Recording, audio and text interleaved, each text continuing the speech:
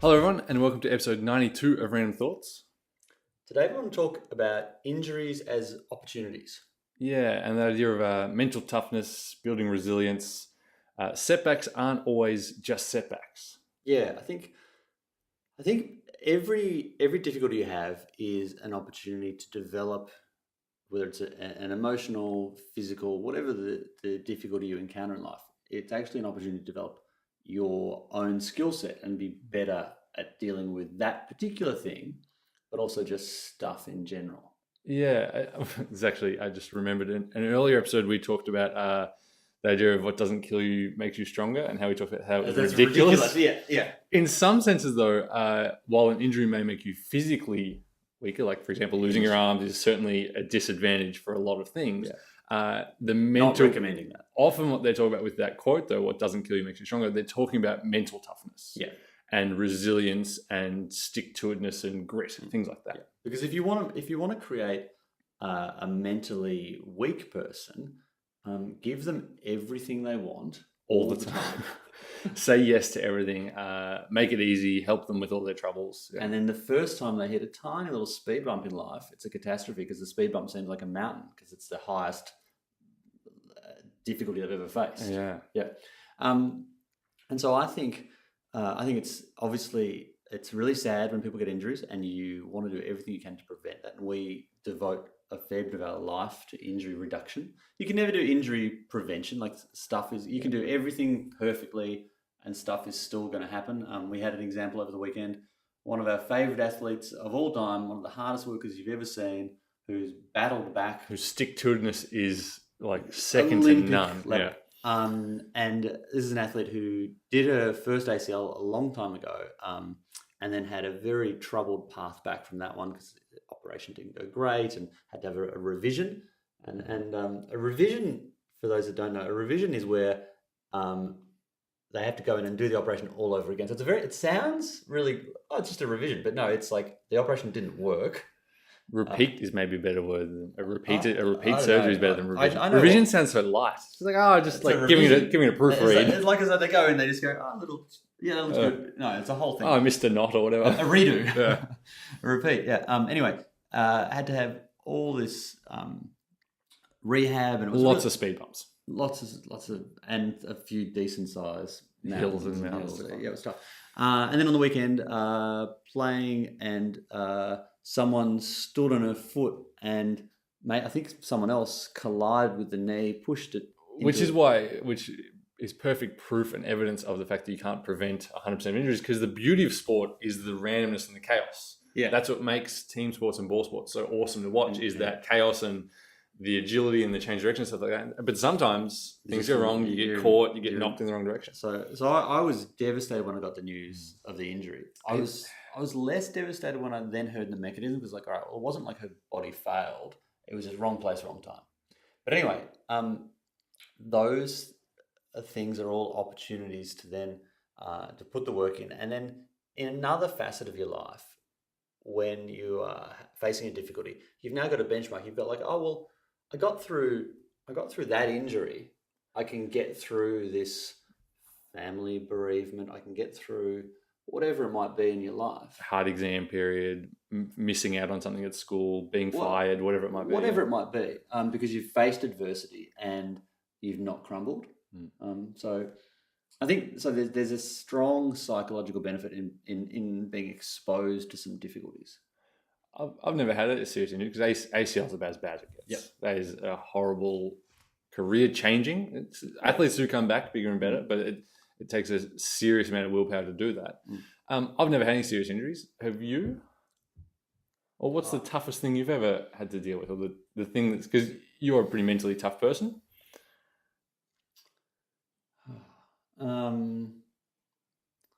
Well, my baby brother dying, that would be it. It's pretty tough, yeah. And that happened to me early on in life.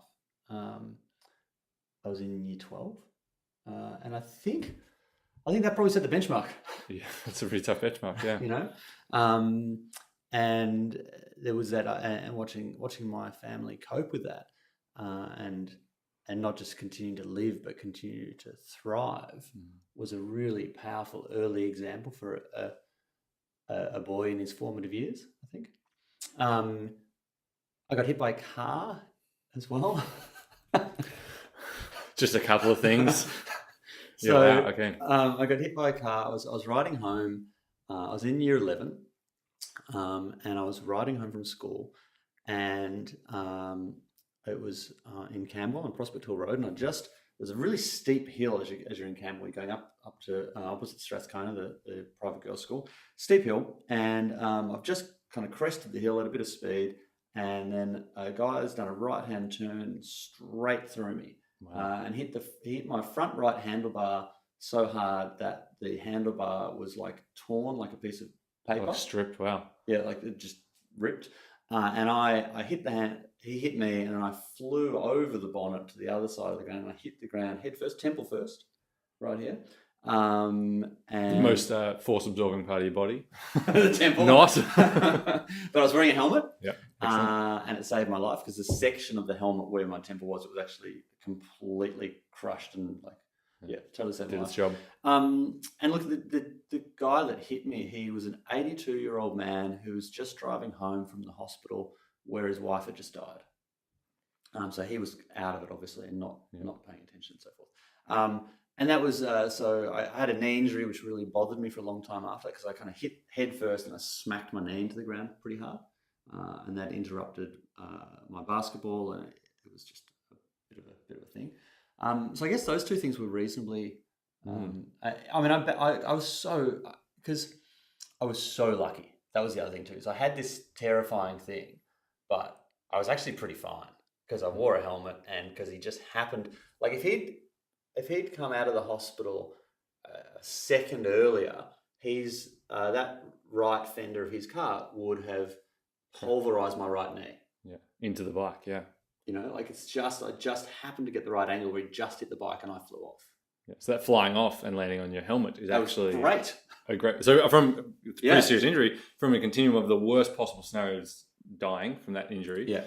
You actually were quite on the lower scale, of the 1 to 10 scale. Yeah. So lucky. But I think it was still an interesting force of perspective and made you think about stuff a little bit. Yeah.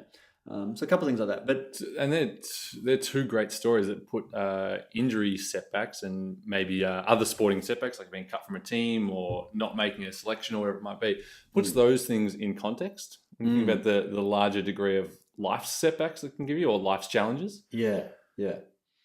And everyone's going to face those things. Like no one's immortal, so you're always going to have people around you.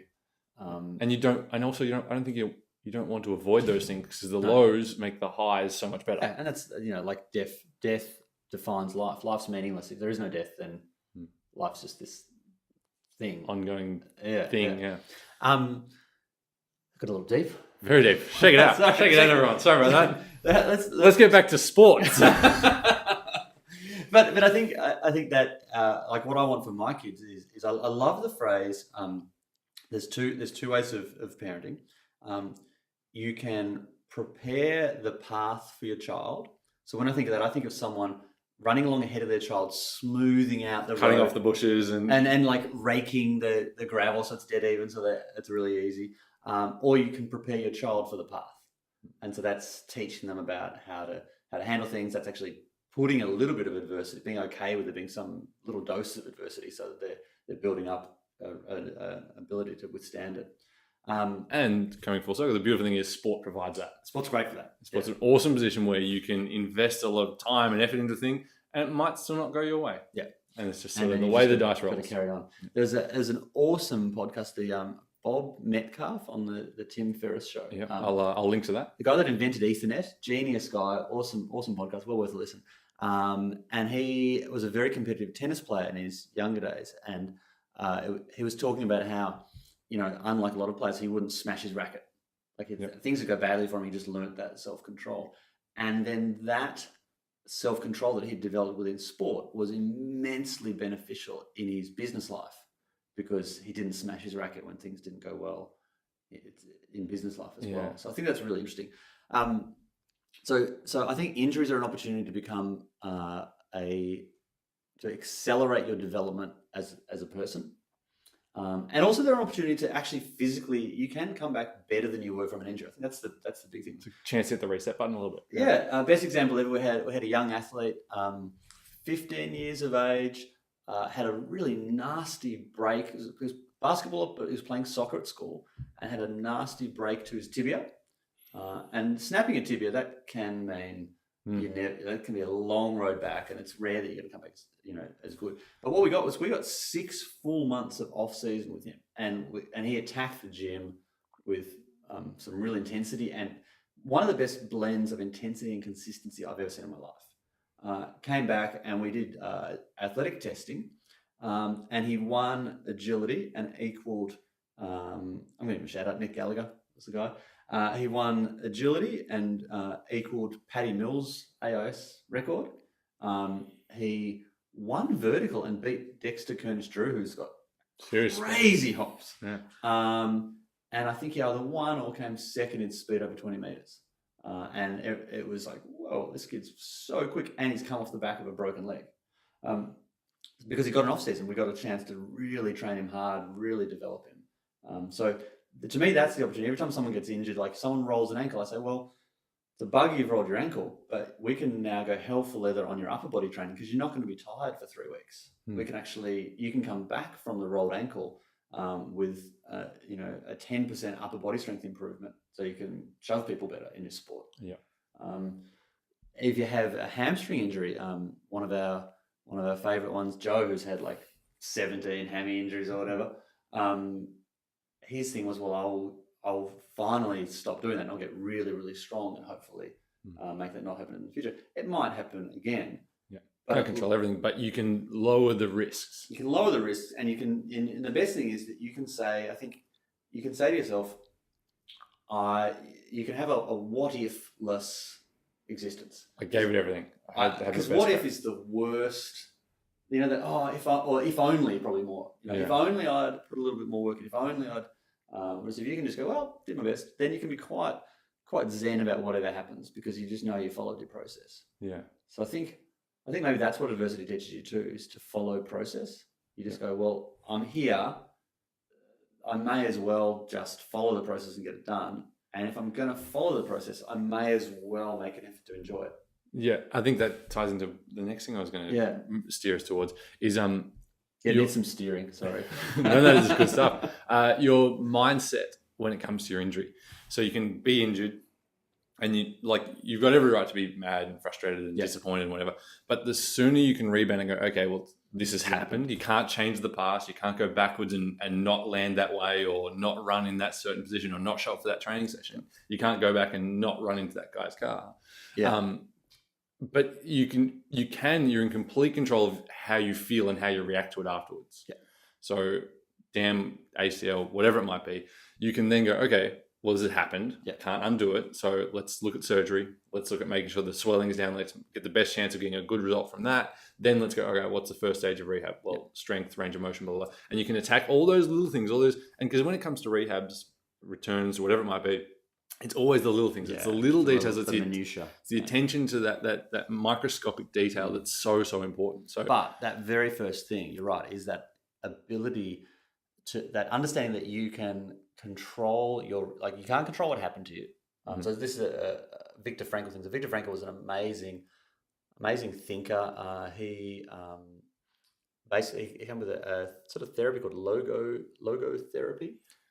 He was. I'll find it. He was in concentration camps in World War II, and he came with this idea that, well, I can't control what is being done to me, but I can control my reaction to those things, and that's a great life thing. That idea that there's in most animals, there's basically a thing happens and they just react. The hormone triggers and they run, they jump, they fight, whatever it might be. Yep. Someone bites a dog, the dog bites back. There's not so much of the ability to go, wait a minute, should I bite back? Or, whereas with humans, we have this potential to go, okay, this has happened. I can now choose my reaction. Creating gap between the stressor or the stimulus and the response. That gap there is the difference between humans and animals. That's all it is. Yeah. Yeah. And that's a huge thing if you can cultivate that. think that's great. And I'm 44 and it's still a work in progress. I don't think there's a month that goes by where it doesn't get tested. There'll be something where you kind of have an need and it's like, oh, wait, give it a 2 count. Yeah. Yeah. I think that's a huge skill to develop as well. And if you can develop that and cultivate that ability to be patient, be accepting of it, and then channel that frustration in a positive direction, that goes so far in life, and that can help with so many things. And on a physiological level, I have no doubt that there's just as our posture can determine our testosterone to cortisol ratio. So how you're standing can determine your hormones. How you're feeling and thinking about a thing, that definitely has a bearing on your healing. Because if you're highly stressed about it and angry about it, or if you just feel defeated, this will never be right. Well, it's kind of a self-fulfilling prophecy. You are going to make it more likely it's not going to be right. Your hormones are going to be stress hormones, which are generally catabolic rather than anabolic. So that means they break down tissue. That means they're going to instead of healing and scaring and making the recovery, they're going to break it down further and slow that recovery process. Because they're also inflammatory as well. Yeah, more inflammation. Exactly. And then you get so. Hold that thought on the inflammatory. I just want to quickly on the anabolic versus catabolic. Every time we talk about this, I think people hear the word anabolic and it's become a dirty word because of anabolic steroids. But anabolism, being anabolic, is awesome, provided you're doing it naturally, because that's just your body growing muscle. So or bone or tendon or ligament, whatever it might be. It's just you making more of you in a good way. Yeah, so anabolic is part of steroids, which are basically fake testosterone in most cases. But anabolism is a normal bodily process, which basically means recovery, growth, repair, regenesis. So that's it. Come back to where you inflammation. Inflammation. So the link that is now being uncovered between stress, depression, and then stress and depression in your brain. So you're sad about a thing. You then tend to gravitate towards bad foods. Sugary, high fatty, starchy. Yep. Which then creates an inflammatory response within your body, and the hormone, the neurotransmitter serotonin, whose job it is to make you feel happy, is one of the feel good hormones. Yep. It gets blocked because it's so busy dealing. I've forgotten the exact the way it works. I've forgotten. From what I know, is serotonin is 80% produced in your stomach. Yeah. So a healthy stomach, and tryptophan is the precursor. Yeah. And the problem is, if tryptophan is the protein, if you have too much high starch and high sugar and high GI sugars, too many I'm sad donuts. Too many I'm sad donuts. Let's call it that. If you have too many of them in your system, your body's too busy dealing with and processing that sugar and that information that it can't go and use the tryptophan, because there's a glucose insulin tryptophan relationship which blocks your serotonin production. So eating your feelings, like I used to eat my feelings. I don't anymore since I understood that. Eating your feelings is actually magnifying both the feelings and the root cause of those bad which feelings. Is the low serotonin. So and then it's going to magnify your anxiety, depression. It gets worse. Serotonin and tryptophan, that amino acid, that protein, they're directly linked to your melatonin, which is the sleep hormone. Yeah. So you're eating your feelings, you've got an inflamed, unhappy tummy because it's full of sad donuts. Then you've got no serotonin, so you feel even sadder. So you have more, and you haven't usually doing this like at night, for example, like after work or whatever. And then because of that, the tryptophan's blocked, which means you've got no melatonin, which makes it harder to get to sleep, which means you wake up and then you've got less of that ability to control your decisions between the stimulus and the response. And you've got less energy to do your training. You don't feel like it. So therefore, you're more likely to go to comfort foods. Yeah, it's this whole. So if you have an injury, if you have an anxiety problem, if it's not an injury, it's just you're having, your mental health is not on point. If you're not feeling great. First of all, if that is the case, you should probably see someone. Talk to someone. Yep. Good job. Yep.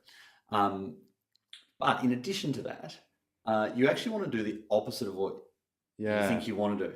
You lean away from your instincts is what you want to be doing. Yeah, because your instincts are eat bad food, watch telly, stay inside, mooch. Yeah. Whereas you want to, where possible, engage in some exercise, get some sunlight, and eat really healthy food, and you'll be bouncing out of that really quick. If we've got I'm sad donuts, does that make it I'm happy salads? Well, for me, I'm happy steaks. I'm happy steaks. What's my happy food? I like salads. Toma's a big salad eaters. But yeah, so it's a really interesting thing. If you can, but the starting point for that is that reframing that, okay, that this has happened. Bugger. And feel free to be, I think you don't want to be a robot about it. You don't want to be like, oh, well, I'm fine. And then the second later move on. But you want to speed up that transition from kind of mourning. So Go through grief as fast as quickly as possible. Yeah, go through the grieving process really rapidly so that you can just get on with getting yourself right and getting going. And to me, the carrot is, if the quicker you go through that process and the quicker you get into that acceptance phase, the harder you can go at your training, the more likely you are to extract an advantage out of your injury in the short term, but more importantly than the short-term advantage, the long-term advantage. Oh, this is my operating system. This is how I handle difficulty. I handle it like a boss. Cop it on the chin and I move forward and I grow and I learn from that. And that'll stay with you for life. If you handle adversity like a boss, I love one of your sayings, pressure makes diamonds. Like sometimes it gets stressed in here and we've got a lot of stuff to do and you're like, it's okay, pressure makes diamonds. Like that's a really good saying. So I think that handling adversity like a boss. Resources. So what have we got? The Tim Ferriss episode. Yep. And the Viktor Frankl, who comes from, and the only reason I know about Viktor Frankl is because of he's referred to in The 7 Habits of Highly Effective People, which is like the best book of all time. I'll have to link to that now as well. It's a great book. Yeah. And like if someone came into here tomorrow and they said, I've broken my ankle, I feel terrible, life's not going to be the same, I'd be like, go buy that book. That's a really good injury reading book, I reckon. A little churchy, so you kind of, for me anyway, I had to kind of try and skate over the churchiness. But it's, which is some people's, but not everyone's cup of tea. But so worth it in terms of that. And the other great book, The Obstacle is the Way by Ryan Holiday. Yeah, there's a really cool YouTube video which summarizes that in like 6 or so minutes. I'll link to that. With the drawings? Yeah, it's a nice little animated thing. And just you get a lot from the title, The Obstacle is the Way. And it's not about chasing obstacles, but if they come up and they present, you use that as leverage into... Make yourself better. Make yourself better, exactly. Yeah. Awesome. Heaps of show notes. Thanks for tuning in. Listening, I hope it didn't sound too preachy. I worry it sounded a little preachy, but it's just more like tactical and strategic. Like it's just, this is how to be good. Yeah, and we've seen a fair few people get injured and people come to us with injuries. So a bit around it. Yeah. Okay, cool.